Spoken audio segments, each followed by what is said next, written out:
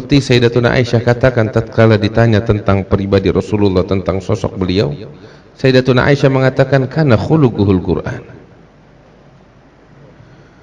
Akhlak beliau adalah Quran. Beliau adalah terjemahan hidup dari Al-Quran. Dan Allah Ta'ala berbicara tentang Al-Quran, qul law kana al-bahru midadan li kalimati rabbi lanafida al-bahru qabla an tanfada kalimatu rabbi walau ji'na bimithlihi madada. Katakan ya Muhammad, kalau samudra, lautan dijadikan tinta oleh Allah hanya untuk menulis, menafsirkan tentang firman Allah, nggak bakal selesai. Itu lautan akan habis, sedangkan firman Allah nggak bakal selesai untuk dikaji. Dan sosok Nabi Muhammad adalah terjemahan hidup dari Al-Quran. Sebagai bukti, dari sejak beliau hidup, bahkan dari sebelum beliau dilahirkan, semua telah berbicara tentang Rasulullah dari sebelum beliau dilahirkan dalam kitab-kitab suci yang terdahulu. Setelah beliau dilahirkan, masa hidup beliau, beliau wafat, semua melukiskan, menggambarkan tentang apa yang mereka saksikan dari Nabi Muhammad SAW. Setelah wafat Nabi Muhammad, kitab ditulis, hadis diriwayatkan, syair ditulis, digubah, generasi demi generasi hingga saat ini dan hingga yaumul qiyamah. Enggak selesai tentang Rasulullah sallallahu alaihi wasallam. Wa ala tafannuni wasifihi biwasfihi yafna zaman wa fihi ma lam yusafi. Kalau kita mau menafsirkan firman Allah, samudra bakal habis. Hadirin yang dimuliakan Allah, tahukah bagaimana kita bisa menceritakan, melukiskan tentang fisik Nabi sebelum kita bicara tentang akhlaknya? Bagaimana kita bisa menjelaskan tentang fisik dari Nabi Muhammad SAW yang mana setiap anggota badan beliau satu persatu disebut oleh Allah dalam Al-Quran? Nggak ada di muka bumi sosok manusia yang fisiknya, anggota badannya, dagingnya, darah dagingnya disebut oleh Allah dalam Al-Quran kecuali fisik Nabi Muhammad SAW. Kalau kita bicara tentang akhlak, wajarlah kalau dibicarakan oleh Allah dalam Al-Quran. Ajaran boleh jadi dibicarakan, tetapi hingga fisik beliau disebut oleh Allah dalam Al-Quran, nggak lain melainkan fisik yang istimewa. Setiap anggota badan beliau disebut oleh Allah dalam Al-Quran. Dada beliau Allah sebut, punggung beliau, belakang beliau Allah sebut dalam Al-Quran. Allah Ta'ala berfirman, alam nashrah laka sadrak. Dada beliau Allah sebut, alam nashrah laka sadrak wa wada'na anka wizrak alladhi angkata dhahrak. Punggung beliau disebut. Saya bingung bagaimana kita mau menafsirkan as-sadar di sini, sedangkan udah masuk dalam bagian firman Allah yang Allah nyatakan lautan bakal sirna. Firman Allah nggak bakal selesai untuk dibahas. Dan masih banyak lagi apa yang disebutkan oleh Allah dari fisik Nabi besar Muhammad SAW. Hadirin yang dimuliakan Allah,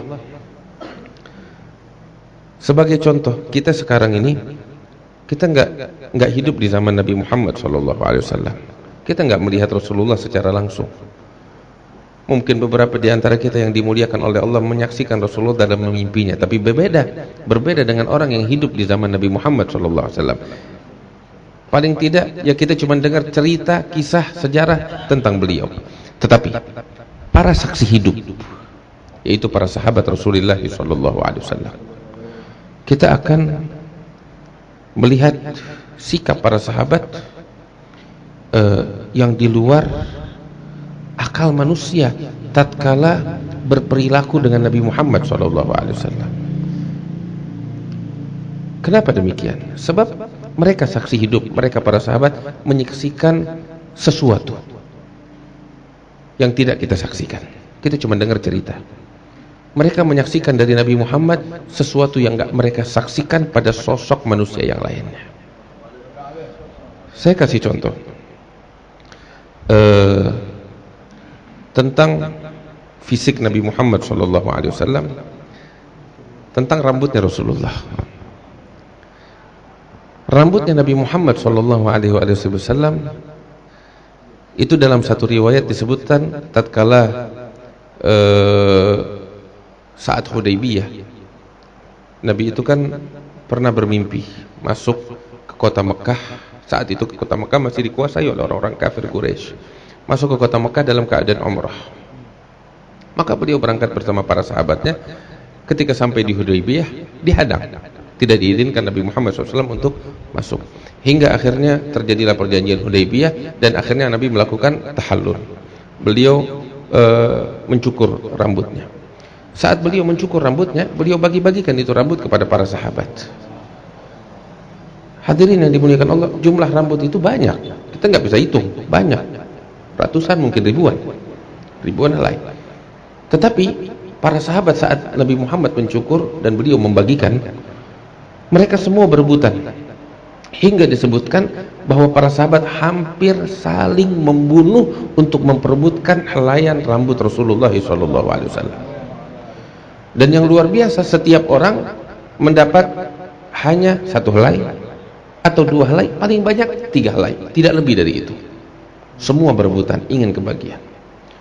Dan rambut beliau dijaga oleh para sahabat. Ada beberapa rambut yang ikut masuk ke dalam kubur.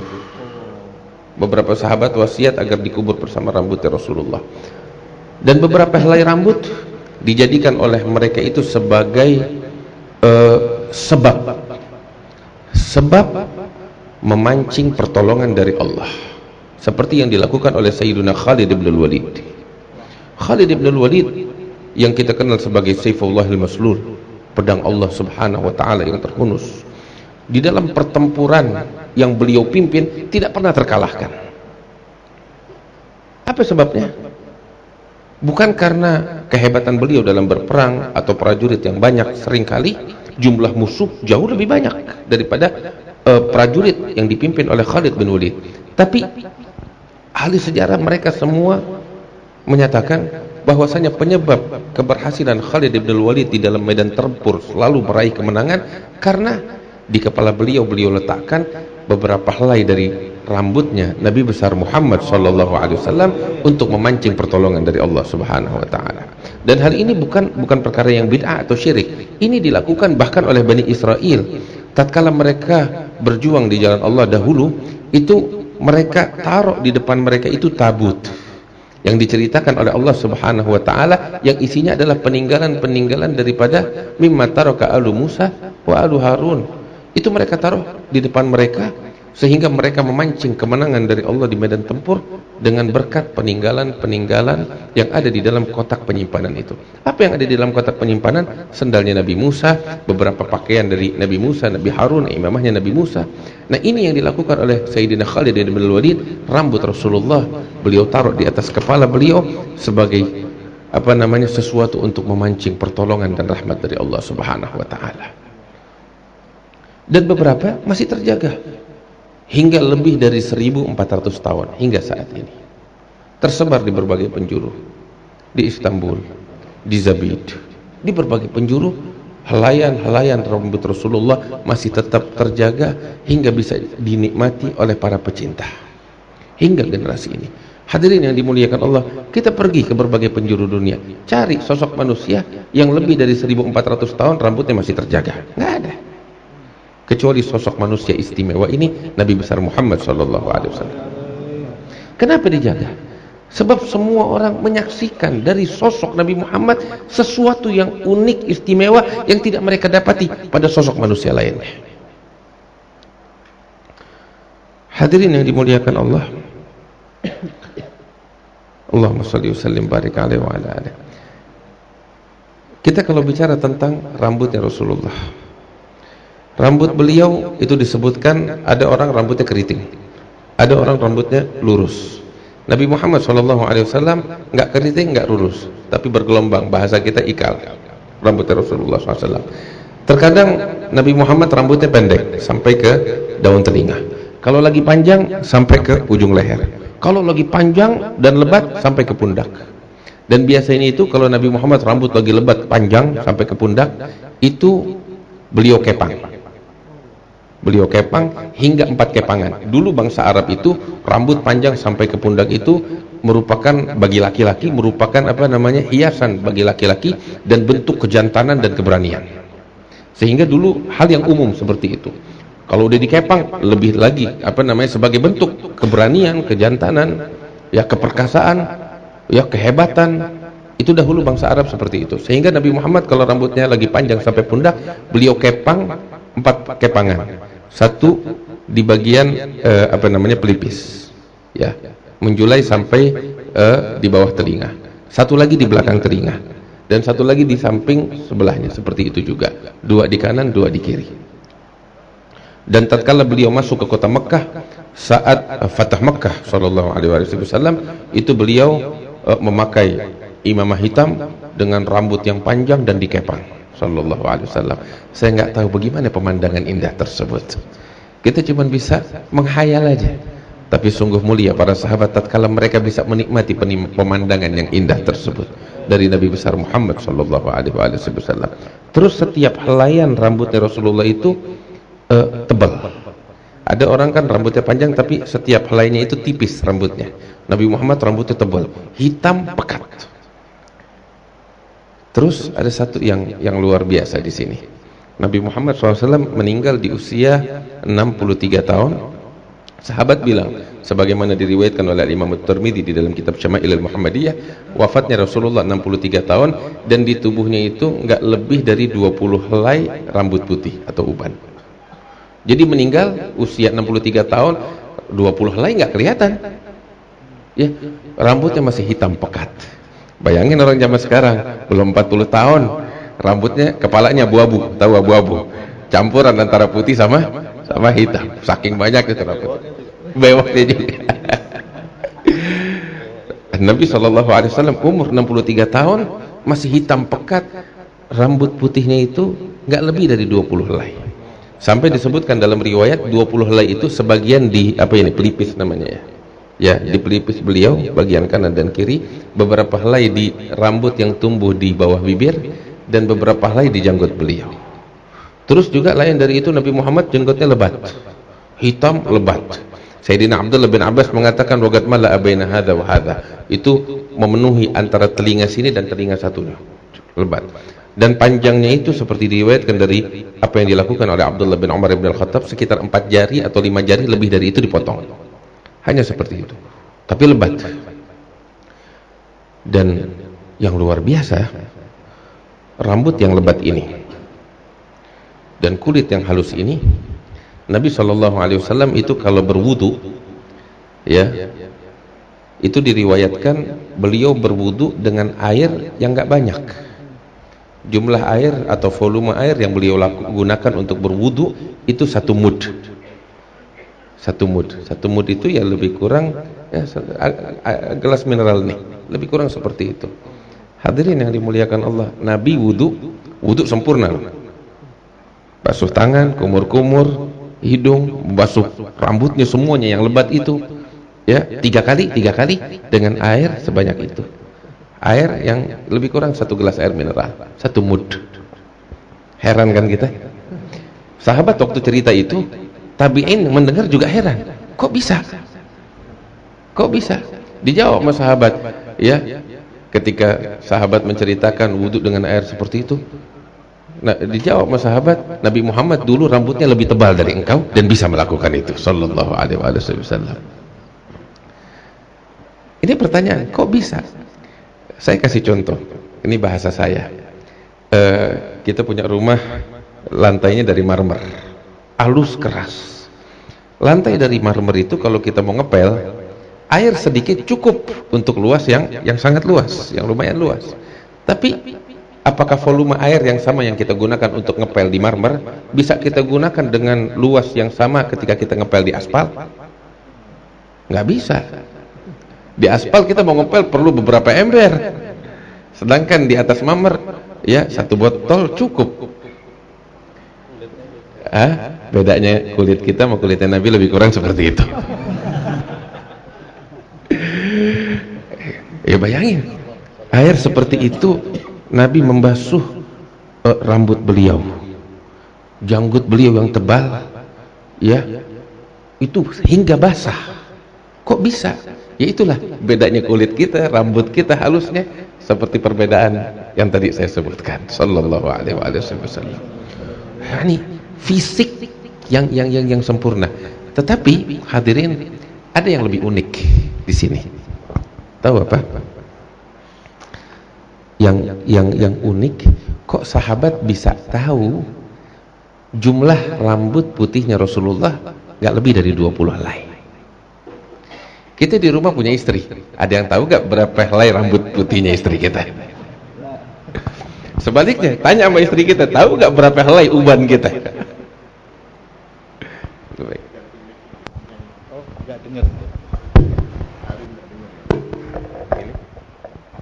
La ilaha illallah. Kita nggak tahu berapa helai rambut putih istri kita. Ini perempuan dengar sekarang di belakang ini. Pas dengan kalimat ini. Dan sebaliknya, istri kita juga nggak tahu berapa helai rambut putih kita. Ini orang yang kita sayang. Tapi lihat, dari sini kita bisa menilai betapa besar kecintaan para sahabat Rasulullah kepada Rasulullah SAW. Kita boleh jadi kita cinta kepada istri kita, anak kita, tapi nggak sampai seperti itu. Kita boleh mengatakan nggak ada yang lebih kita cintai dari anak kita, istri kita, keluarga. Tapi lihat, Rasulullah dicintai oleh para sahabat lebih dari kecintaan kita kepada orang tua kita, kepada keluarga kita, istri kita, hingga jumlah helaian rambutnya Rasulullah mereka tahu betul. Dan yang jadi pertanyaan besar, kita manusia nggak bakal bikin begini sama orang lain. Apa yang mendorong para sahabat untuk melakukan ini terhadap Rasulullah? Apa yang memotivasi mereka? Apa yang mendorong mereka? Ini pertanyaan-pertanyaan yang perlu kita cari tahu jawabannya.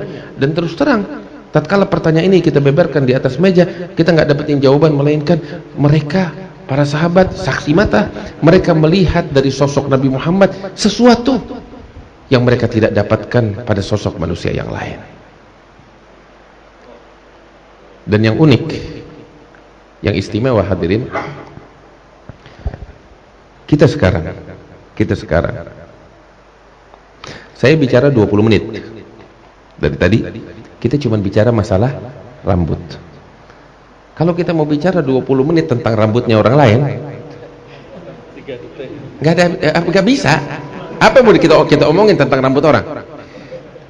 Dan ini masih sedikit tentang rambutnya Rasulullah SAW. Terus juga saya bicara 20 menit dari awal sampai sekarang, semuanya fokus, asyik ngedengerinnya.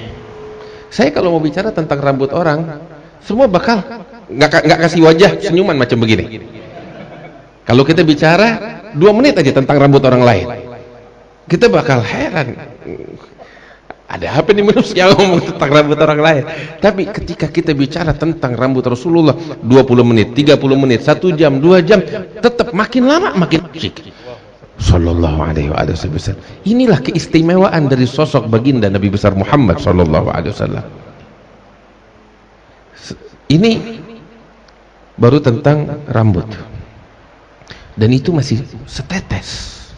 Kalau kita mau bicara tentang bagian dari tubuh Rasulullah yang lain, keringatnya. Kayak tadi juga. Mohon izin, saya mau cerita tentang keringat orang, boleh gak di sini? Diusir saya dari sini. Tetapi ketika kita bicara tentang keringatnya Rasulullah, semua penasaran. Dari sini sudah cukup sebagai bukti sosok yang istimewa. Allahumma shalli wa sallim barik alaih. Dalam satu riwayat yang sahih, adzunuhu fil Bukhari, Ummu Sulaim, ibunya Anas bin Malik, itu beliau ini kan dengan Rasulullah masih ada hubungan keluarga dari radha'ah, dari susuan, sehingga Ummu Sulaim dengan Rasulullah itu nggak batal wudu. Nabi seringkali mampir ke rumahnya Anas bin Malik, ya, makan di situ, tidur siang di situ, udah bagaikan keluarga. Nabi betah di situ. Satu kali di musim panas, Nabi mampir ke rumah Ummu Sulaim, tidur di situ. Wah, beruntung Ummu Sulaim. Salah satunya ini bicara tentang rambut. Nabi Muhammad kalau lagi di rumahnya Ummu Sulaim itu, Ummu Sulaim kadang suka nyisirin rambutnya Nabi Muhammad SAW. Hubungan keluarga dekat. Walhasil satu kali Nabi lagi di musim panas, Nabi tidur siang di rumah Ummu Sulaim. Saat itu musim panas, Nabi buka baju, hanya pakai pakaian yang menutup aurat. Tidur siang, keringat mengalir, musim panas. Tatkala keringat mengalir, Ummu Sulaim langsung buru-buru ngambil wadah, ditadangin, dikumpulin keringatnya Rasulullah SAW yang menetes. Terbangun Rasulullah dari tidurnya. Tatkala terbangun dari tidurnya, Rasul bertanya, "Ya Ummu Sulaim, apa yang kau lakukan?" Ummu Sulaim menjawab, "Ya Rasulullah, yang kami lakukan, yang saya lakukan, saya mengumpulkan keringatmu ini untuk menjadi keberkahan bagi anak-anak kami." Ada dalam riwayat. Dalam riwayat sahih yang lainnya, Ummu Sulaim mengatakan, "Ya Rasulullah, saya mengumpulkan keringatmu ini demi untuk menggunakannya, kami mengumpulkan keringatmu ini demi untuk mengharumkan minyak wangi kami." Allahumma shalli wa sallim barik alaih. Kita hadirin pakai keringat, pakai minyak wangi bakal apa? Bakal mewangikan keringat kita yang nggak sedap baunya. Tapi Nabi Muhammad SAW keringatnya dipakai untuk mengharumkan minyak wangi. Masya Allah. Ini disaksikan oleh para sahabat, mereka saksi hidup, mereka lakukan ini. Hadirin, nggak ada orang ngumpulin keringat orang lain. Kita nggak bakal ngumpulin, bini kita nggak bakal mau ngumpulin keringat kita. Tapi mereka para sahabat, mereka ngumpulkan keringat Rasulullah. Ada apa? Ini kan di luar nalar, artinya ada sesuatu yang istimewa, yang mereka para saksi mata menyaksikan, tapi nggak bisa mereka ungkapkan. Sehingga kejadian-kejadian seperti ini kita yang membacanya, yang mendengarkannya hanya bisa penasaran, kok mereka lakukan ini, ada apa? Ya itulah sosok yang istimewa, fisik istimewa. Makanya dalam kitab Maulid ada satu fasal terakhir lagi di Tasawuf tentang akhlak. Fasal sebelumnya tentang fisik. Sebab fisiknya ini istimewa Rasulullah SAW. Lihat, keringatnya dikumpulkan untuk mengharumkan minyak wangi. Allahumma sholli alaihi. Terus yang luar biasa, kalau kita pergi kemana sekarang gampang dilacak. Ada GPS, ya, ada Google Map. Kita pergi kemana, istri kita tahu kita pergi kemana. Dilacaknya gampang, handphone kita ada GPS-nya. Tapi dulu Nabi Muhammad paling gampang dilacak lokasinya. Tapi nggak pakai GPS. Dilacaknya bagaimana tahu? Jalan yang dilalui oleh Nabi Muhammad SAW harum. Jadi orang kalau mau cari Nabi Muhammad di mana, tinggal ngendus, ya. Mana yang harum? Nah di situ jalan yang dilalui oleh Nabi Muhammad.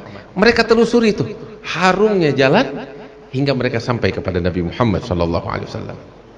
Wa min nashriti bihi ta'attaratit turugu wal manazil. Wa bi'arfi dzikrihi tatayyabatil majalisu wal mahafil. Allahumma shalli wa sallim barik alaihi. Dari situ mereka bisa tahu. Bahkan anak-anak kecil itu paling senang kalau mereka jumpa dengan Rasulullah SAW. Nabi terkadang pulang dari perjalanan, beliau dengan unta beliau atau keledai atau kuda bersama pembesar-pembesar sahabatnya. Allahumma sholli alaihi. Kalau kita bagaimana melukiskannya di khayalan kita nggak tahu, tapi indah. Tatkala beliau datang masuk ke kota Madinah, tiba-tiba itu anak-anak kecil di kota Madinah yang lagi asyik bermain, mereka melihat Rasulullah dari kejauhan, mereka berlari menyambut Nabi besar Muhammad SAW. Di antaranya Al Hasan wal Husain. Itu yang paling kencang larinya Hasan wal Husain. Mereka menghampiri Rasulullah, langsung ditangkap oleh Nabi Muhammad, langsung mereka naik ke pundaknya Nabi Muhammad SAW, dipeluk oleh Rasulullah, dicium mereka oleh Rasulullah SAW. Terkadang tatkala Nabi ingin keluar dari Madinah bersama para sahabatnya berjalan kaki atau naik kendaraan, ya, lagi jalan kaki, tiba-tiba melihat anak-anak Al-Ansar sedang bermain dan mereka melihat Rasulullah, langsung mereka menghampiri Nabi Muhammad SAW. Tiba-tiba Nabi juga ikut bermain bersama mereka. Hingga terkadang sebagaimana diriwayatkan, tatkala anak-anak kecil Ansar itu berlari menghampiri Rasulullah, Nabi membentangkan tangannya menghalang-halangi jalan mereka. Hingga akhirnya mereka memeluk Nabi Muhammad SAW. Sampai beliau katakan, demi Allah, hanya Allah yang tahu betapa besar kecintaanku kepada kalian. Allahumma shalli alaihi wa ala. Ada sikapnya Rasulullah. Sampai terkadang itu anak-anak kecil itu Nabi meletakkan tangan beliau di kepala mereka. Dan anak-anak yang Nabi letakkan ke tangan beliau di kepala mereka itu istimewa. Anak yang Nabi pegang kepalanya, itu kepalanya harum hingga 2-3 minggu gak hilang harumnya. Subhanallah, itu harumnya Nabi Muhammad SAW. Anak yang gak dipegang ya biasa aja, tapi anak yang kepalanya dipegang berhari-hari harumnya gak hilang, sampai 2 minggu, 3 minggu. Ada satu orang sahabat, Al-Imam An-Nabhani di dalam kitab Wasailul Usul menceritakan hal ini. La ilaha illallah. Itu waktu ini sahabat masih anak-anak. Walhasil setelah wafatnya Rasulullah SAW, ini sahabat ini menikah. Oh, kebetulan dia punya istri banyak, dia menikah banyak, punya 4 istri. Terus ini sahabat ada sesuatu yang istimewa dari dia. Tahu apa? Ini bahasa saya, anti air. Tahu anti air? Nggak pernah mandi. Nah, ini yang disebutkan oleh Al-Imam An-Nabhani di dalam kitab Wasailul Usul. Nggak pernah mandi. Istri-istrinya itu cerita, kami heran sama nih suami. Kalau kita punya suami kayak begitu bagaimana tuh?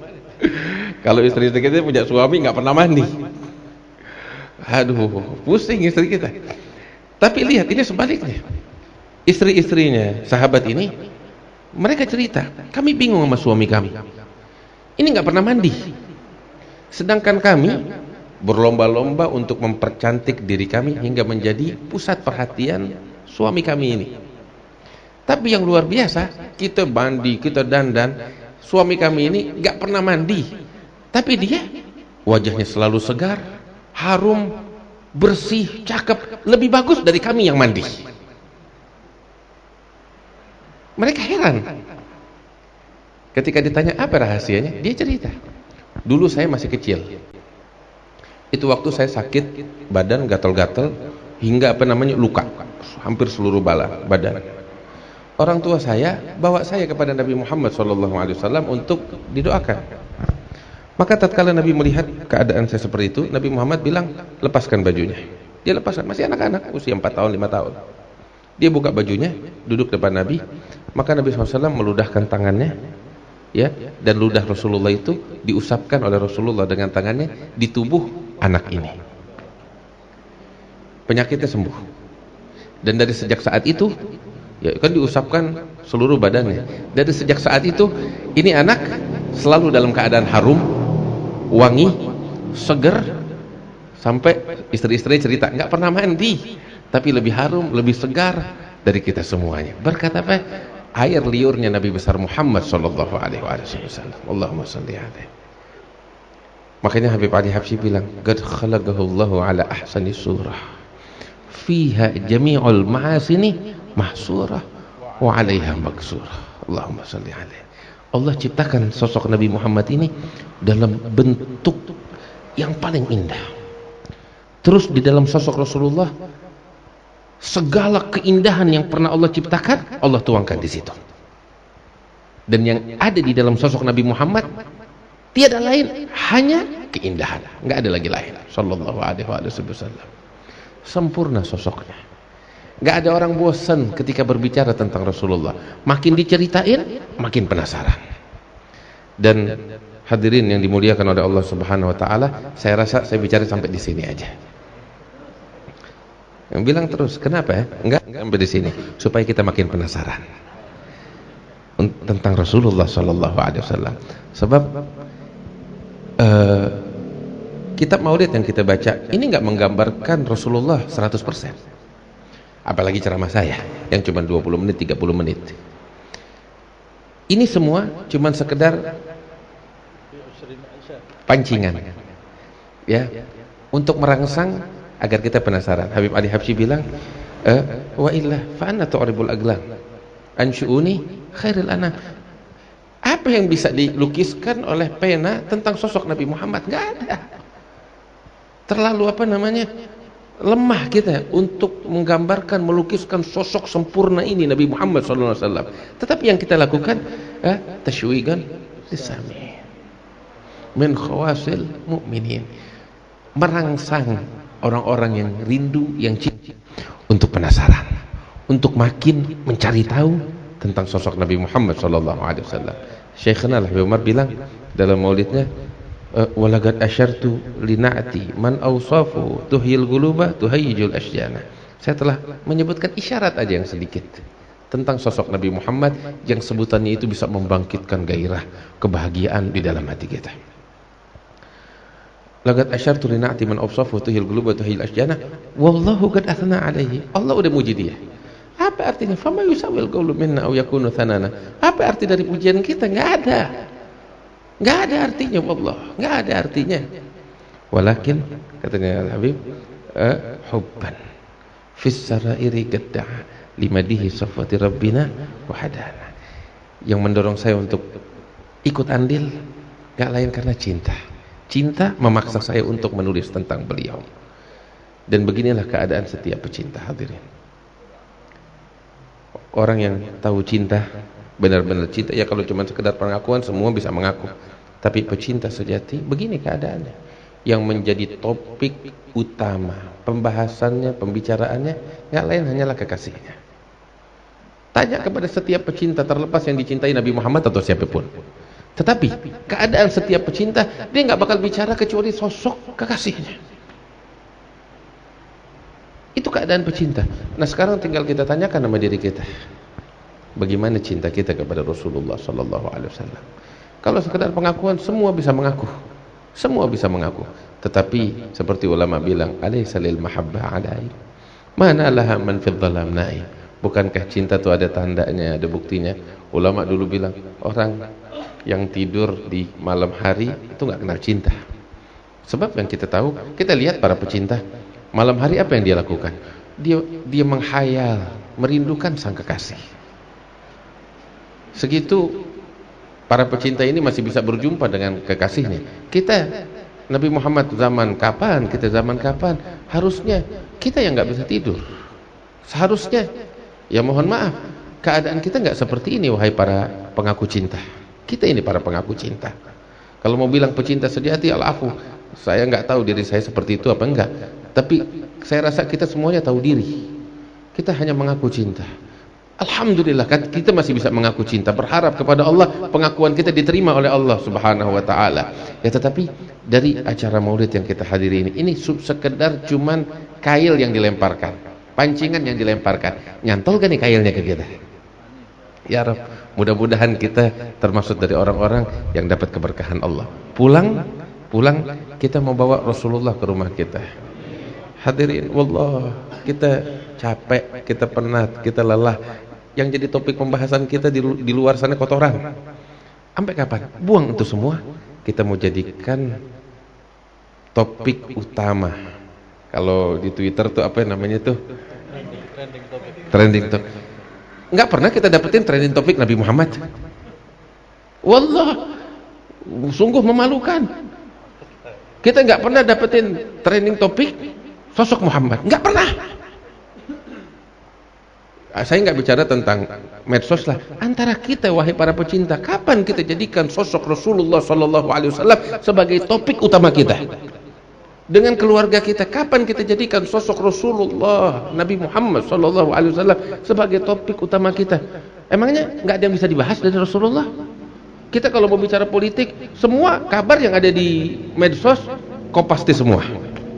Sebab nggak ada yang perlu dibicarakan, itu juga. Tapi kalau kita mau bicara tentang Rasulullah, banyak yang kita bisa bahas, banyak yang bisa kita bicarakan. Nih, hampir 30 menit lagi, lebih 35 menit kita cuma bicara rambutnya Nabi Muhammad sama keringatnya. Kita belum bicara tentang ilmunya, kita belum bicara tentang ajarannya, kita belum bicara tentang satu hadis dari hadisnya Nabi Muhammad Shallallahu Alaihi Wasallam. Wallah, sangat memalukan kalau kita nggak pernah ngebahas Rasulullah. Kita jadikan yang lain sebagai topik bahasannya kita. Ini yang kita mau bawa ke rumah kita. Bawa Nabi Muhammad Sallallahu Alaihi Wasallam. Dulu beliau bilang sama orang-orang Ansar. Beliau katakan, "Ama tardun ya ma'syaral Ansar, an yarji'an nas ila buyutihim bisyati wal ba'ir wa tarji'una antum ila buyutikum bi Rasulillah tahmiluh." Allahumma shalli alaihi. Enggak puas kalian, enggak bahagia kalian wahai orang-orang Ansar tatkala semua manusia pulang bawa onta, bawa binatang ternak, bawa emas, bawa perak, tapi kalian pulang ke rumah kalian membawa Nabi Muhammad sallallahu alaihi wasallam. Hadirin, nih kita nih majelis apa namanya? Malam Rebo malam. Majlis Rabu malam.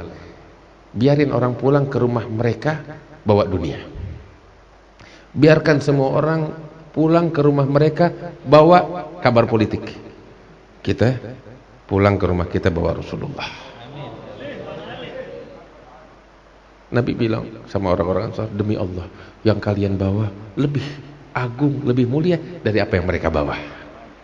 Demi Allah, yang kita bawa, kalau memang kita bawa Rasulullah ke rumah kita, lebih agung dari dunia, dari akhirat seisinya. Enggak cuma dari dunia dan akhirat seisinya.